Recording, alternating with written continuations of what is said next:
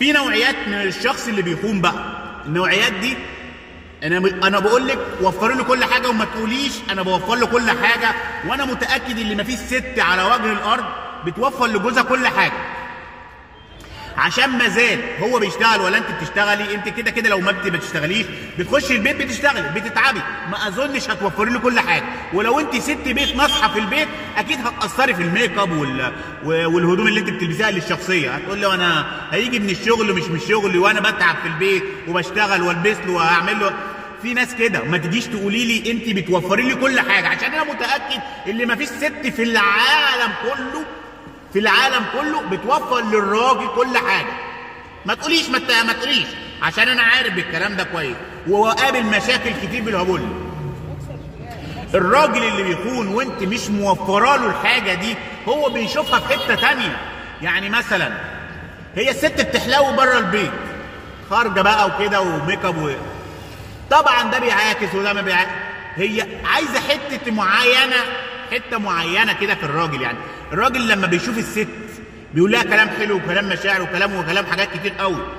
الست بتتشدد يعني الست بتعجب الكلام ده، معجبه بالكلام ده، الكلام الحلو الكلام اللذيذ. مش لاقيه في جوزها مثلا مش لاقيه في جوزها بتقول الكلام ده، تسمعه بره. والراجل لما بيشوف حاجه كويسه وحاجه حلوه وبنت حلوه عينه بتترمى عليها. انا عايز من ده يا عم محزوم، صح ولا انا غلطان؟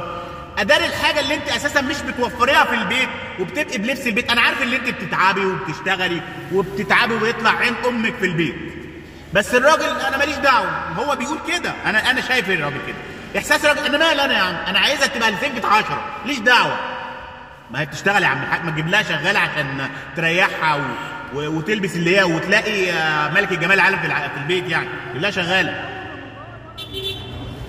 انا عارف ان الست بتتعب والراجل هو كمان بيتعب، بس في لازم يبقى في نقطه كده. الراجل بيتخنق من البيت، مشاكل العيال، مشاكلك انت، لازم انت تاهلي له حاجه 5 ستار كده. مش عارفه هتعمليها ازاي، بس هو عايز كده. انا بقول لك ان الراجل عايز كده. في ناس بتحس، في ناس ما عندهاش احساس. انا بقول لك الراجل عايز كده، عايز المكان يكون 5 ستار، تريحيه على اجمل اي حاجه تتخيليها. يعني انت لو انت بتعملي ايراد تعملي 20,000 ايراد عشان تعجبي الراجل اللي معاك. ايه يا عم احمد، وانا هعمل هنا ولا اعمل البيت ولا اخلي بالي من العيال؟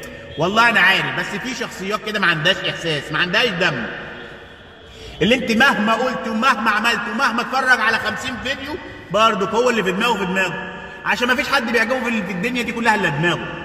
يعني حتى لو سمع الفيديو وقال الست بتعمل والست بتسوي والست بتتعب، والله بتتعب في الشغل والبيت والعيال يرجع البيت عايز البيت يبقى بصي فندق 10، فندق 20 نجمه، عايز فندق 5 ستار من الاخر. هو اللي في دماغه. هيجي يقول لك انا بتعب في الشغل، انا بعمل، انا بسوي، انا يا عم هتتعب يا كمان يا عم الحاج. يعني في الاخر يقول لك انا ماليش دعوه. هو كده، هو ده الصح، هو صح اللي هو بيعمله، هو عجباه دماغه. والله لو قلت له من الحبه ما فيش، هو اللي في دماغه. يا رب يكون الفيديو وصل لكم وتفهموا انا وجهه نظري ايه.